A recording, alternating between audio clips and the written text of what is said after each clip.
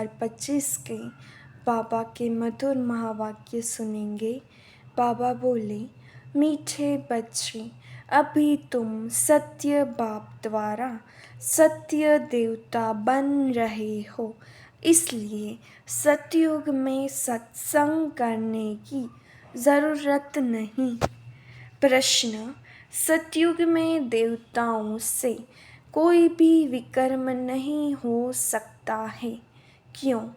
उत्तर, क्योंकि उन्हें सत्य बाप का वरदान मिला हुआ है। विकर्म तब होता है जब रावण का श्राप मिलने लगता है। सतयुग त्रेता में है ही सद्गति, उस समय दुर्गति का नाम नहीं, विकार ही नहीं जो विकर्म हो।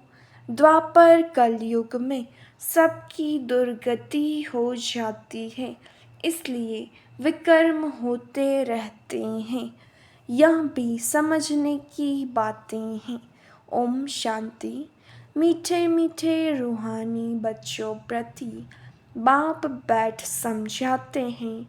यह सुप्रीम बाप भी है, सुप्रीम टीचर भी है, सुप्रीम सद्गुरु भी है। बाप की ऐसी महिमा बताने से ऑटोमेटिकली सिद्ध हो जाता है कि श्री कृष्ण किसी का बाप हो नहीं सकता। वह तो छोटा बच्चा सतयुग का प्रिंस है, वह टीचर भी नहीं हो सकता। खुद ही बैठकर टीचर से पढ़ते हैं। गुरु तो वहाँ होता नहीं, क्योंकि वहाँ सब सद्गति में है।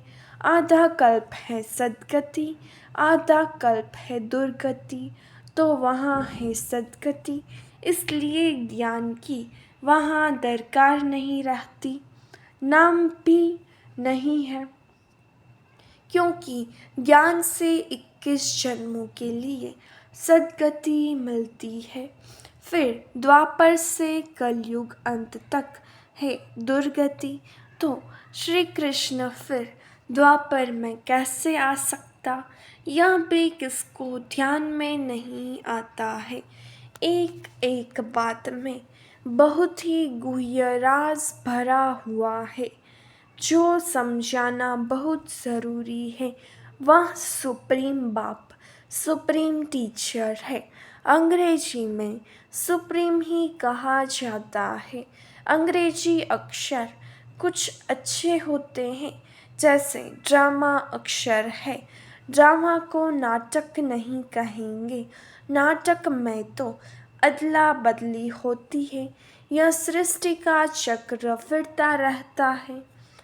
ऐसे कहते भी हैं, परंतु कैसे फिरता है? हूबहू फिरता है या चेंज होती है, यह किसको भी पता नहीं है।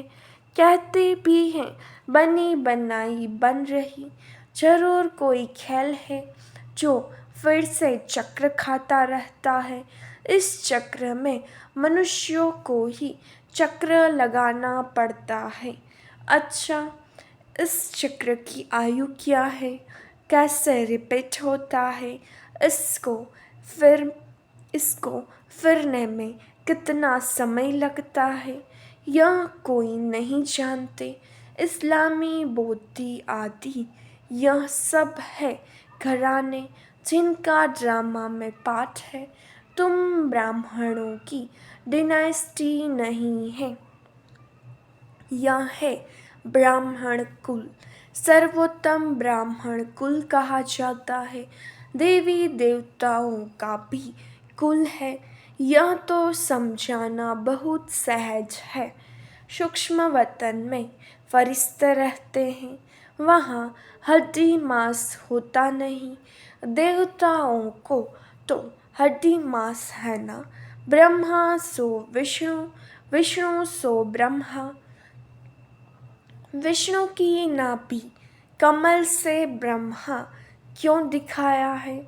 सूक्ष्म वतन में तो यह बातें होती नहीं, न जवारात आदि हो सकते, इसलिए ब्रह्मा को सफ़ेद पोसधारी ब्राह्मण दिखाया है। ब्रह्मा साधारण मनुष्य बहुत जन्मों के अंत में गरीब हुआ ना। इस समय है ही खादी के कपड़े। वह बेचारे समझते नहीं सूक्ष्म शरीर क्या होता है। तुमको बाप समझाते हैं। वहाँ है ही फरिश्ते जिनको हड्डी मांस होता नहीं। सूक्ष्म वतन में तो यह श्रृंगार आदि होना नहीं चाहिए, परंतु चित्रों में दिखाया है तो बाबा उसका ही साक्षात्कार कराए। फिर अर्थ समझाते हैं, जैसे हनुमान का साक्षात्कार कराते हैं। अब हनुमान जैसा कोई मनुष्य होता नहीं। भक्ति मार्ग में अनेक प्रकार के चित्र बनाए हैं। जिनका विश्वास बैठ गया है उनको ऐसा कुछ बोलो तो बिगड़ पड़ते। देवियों आदि की कितनी पूजा करते हैं, फिर डुबो देते हैं। यह सब है भक्ति मार्ग। भक्ति मार्ग के दल दल में गले तक डूबे हुए हैं, तो फिर निकाल कैसे सकेंगे। निकालना ही मुश्किल हो जाता है। कोई कोई तो औरों को निकालने निमित्त बन खुद ही डूब जाते हैं। खुद गले तक डूबन में फंसते, अर्थात काम विकार में गिर पड़ते हैं।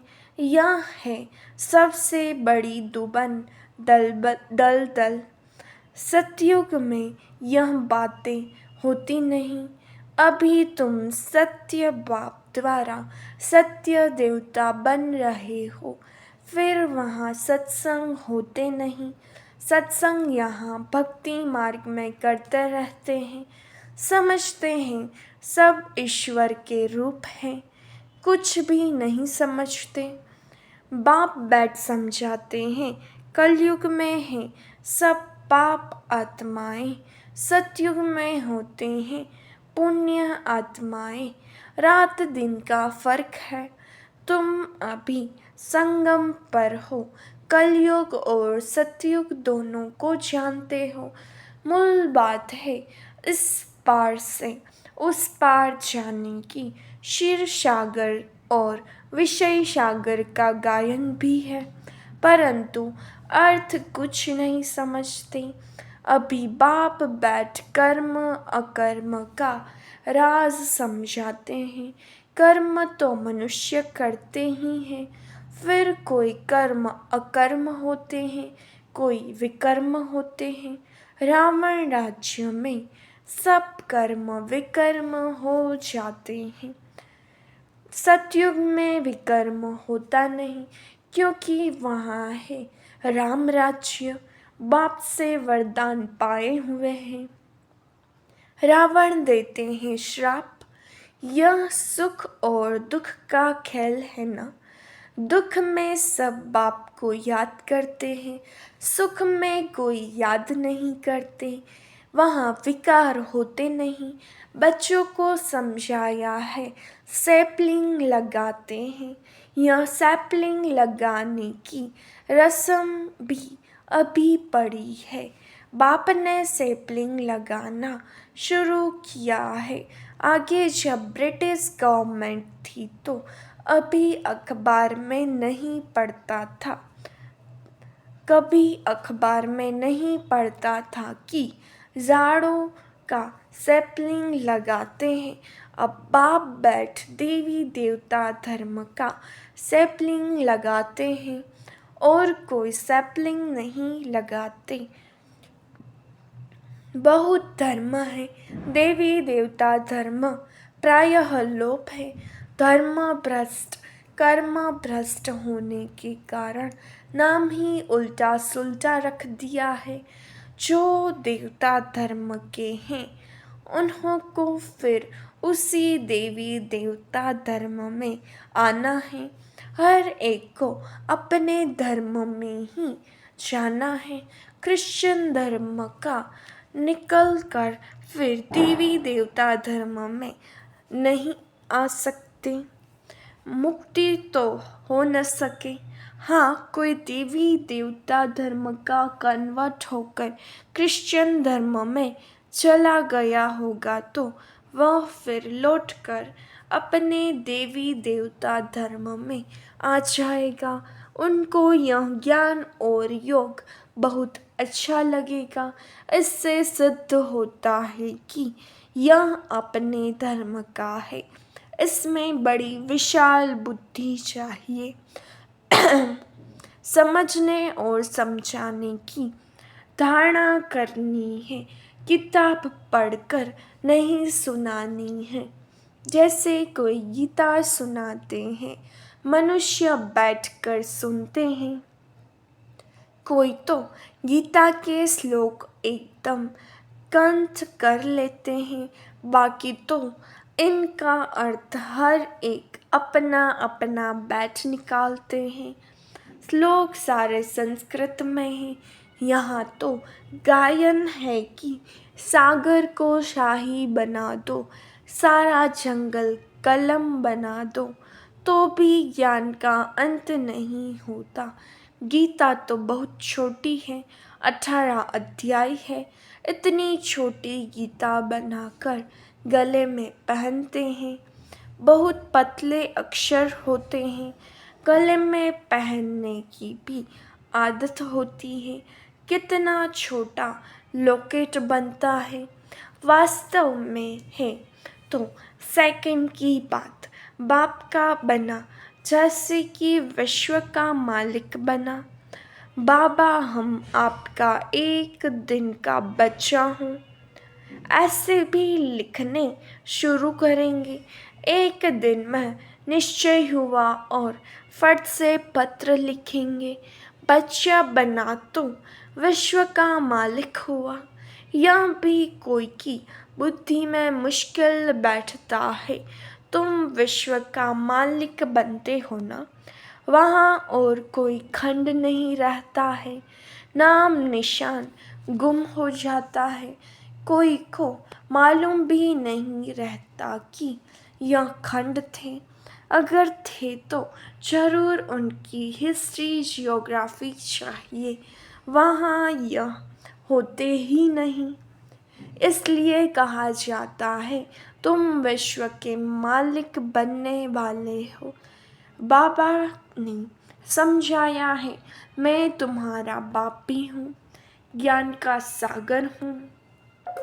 यह तो बहुत ऊंचते ऊंच ज्ञान है जिससे हम विश्व के मालिक बनते हैं। हमारा बाप सुप्रीम है, सत्य बाप, सत्य टीचर है, सत्य सुनाते हैं, बेहद की शिक्षा देते हैं, बेहद का गुरु है, सबकी सद्गति करते हैं। एक की महिमा की तो वह महिमा फिर दूसरे की हो नहीं सकती। फिर वह आप समान बनाए तब हो सकते। तो तुम भी पतित पावन ठहरे। सत नाम लिखते हैं, पतित पावनी गंगाएं ये माताएं हैं। शिव शक्ति कहो, शिव वंशी कहो। शिव वंशी ब्रह्मा कुमार कुमारियाँ, शिव वंशी तो सब हैं। बाकी ब्रह्मा द्वारा रचना रचते हैं तो संगम पर ही ब्रह्मा कुमार कुमारियाँ होते हैं। ब्रह्मा द्वारा एडॉप्ट करते हैं, पहले पहले होते हैं ब्रह्मा कुमार कुमारियाँ। कोई भी ऐतराज़ उठाते हैं तो उसको बोलो यह प्रजापिता है, इनमें प्रवेश करते हैं। बाप कहते हैं बहुत जन्मों के अंत में मैं प्रवेश करता हूँ। दिखाते हैं विष्णु की नाभि से ब्रह्मा निकला। अच्छा, विष्णु फिर किसकी नाभि से निकला? उसमें एरो का निशान दे सकते हो कि दोनों ओत प्रोत हैं। ब्रह्मा सो विष्णु, विष्णु सो ब्रह्मा, यह उनसे वह उनसे पैदा हुआ है। इनको लगता है 1 सेकंड, उनको लगता है 5,000 वर्ष। यह वंडरफुल बातें हैं ना। तुम बैठ समझाएंगे। बाप कहते हैं लक्ष्मी नारायण 84 जन्म लेते हैं, फिर उनके ही बहुत जन्मों के अंत में मैं प्रवेश कर यह बनाता हूँ। समझने की बात है ना। बैठो तो समझाएं कि इनको ब्रह्मा क्यों कहते हैं। सारी दुनिया को दिखाने के लिए यह चित्र बनाए हैं। हम समझा सकते हैं, समझने वाले ही समझेंगे, नहीं समझने वाले के लिए कहेंगे यह हमारे कुल का नहीं है। बेचारा भल वहाँ आएगा, परंतु प्रजा में हमारे लिए तो सब बेचारे हैं ना। गरीब को बेचारा कहा जाता है। कितनी पॉइंट्स बच्चों को धारण करनी है, भाषण करना होता है टॉपिक्स पर। यह टॉपिक कोई कम है क्या। प्रजापिता ब्रह्मा और सरस्वती 4 भुजाएं दिखाते हैं तो 2 भुजा बेटी की हो जाती है। युगल तो है नहीं। युगल तो वास्तव में बस विष्णु ही है। ब्रह्मा की बेटी है सरस्वती। शंकर को भी युगल नहीं है। इस कारण शिव शंकर कह देते हैं। अब शंकर क्या करते हैं। विनाश तो ऑटोमेटिक बॉम्ब से होता है। बाप कैसे बैठ बच्चों का मौत कराएंगे। यह तो पाप हो जाए। बाप तो और ही सबको शांति धाम वापस ले जाते हैं। बिगर मेहनत हिसाब किताब चुकतू कर सब घर जाते हैं, क्योंकि कयामत का समय है। बाप आते ही हैं सर्विस पर, सबको सदगति दे देते हैं। तुम भी पहले गति में फिर सदगति में आएंगे। यह बातें समझने की है। इन बातों को ज़रा भी कोई नहीं जानते।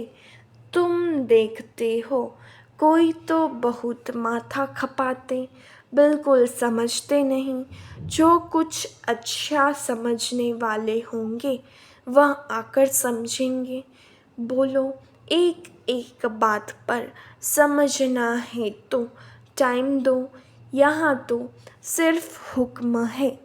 सबको बाप का परिचय दो। यह है ही कांटों का जंगल, क्योंकि 1-2 को दुख देते रहते हैं।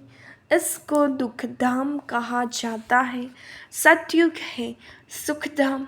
दुखधाम से सुखधाम कैसे बनता है, यह तुमको समझाएं। लक्ष्मी नारायण सुखधाम में थे, फिर यह 84 जन्म ले दुखधाम में आते हैं। यह ब्रह्मा का नाम भी कैसे रखा। बाप कहते हैं मैं इसमें प्रवेश कर बेहद का संन्यास कराता हूँ। फट से संन्यास करा देते हैं, क्योंकि बाप को सर्विस करानी है, वहीं कराते हैं। इनके पिछाड़ी बहुत निकले जिसका नाम बैठ रखा। वह लोग फिर बिल्ली के पुंगरे बैठ दिखाते हैं। यह सब है दंत कथाएं। बिल्ली के पुंगरे हो कैसे सकते। बिल्ली थोड़े ही ज्ञान बैठ सुनेगी। बाबा युक्तियाँ बहुत बतलाते रहते हैं।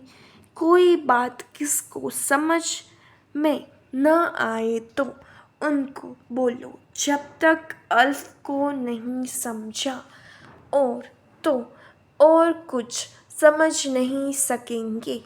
एक बात निश्चय करो और लिखो, नहीं तो भूल जाएंगे। माया भुला देगी। मुख्य बात है बाप के परिचय की। हमारा बाप सुप्रीम टीचर है, जो सारे विश्व के आदि मध्य अंत का राज समझाते हैं, जिसका कोई को पता नहीं है। इस समझाने में टाइम चाहिए। जब तक बाप को नहीं समझा है, तब तक प्रश्न उठते ही जाएंगे। प्रश्न नहीं समझा है तो बे को अल्फ नहीं समझा है तो बे को कुछ नहीं समझेंगे। मुफ्त संशय उठाते रहेंगे। ऐसे क्यों? शास्त्र में तो ऐसे कहते हैं।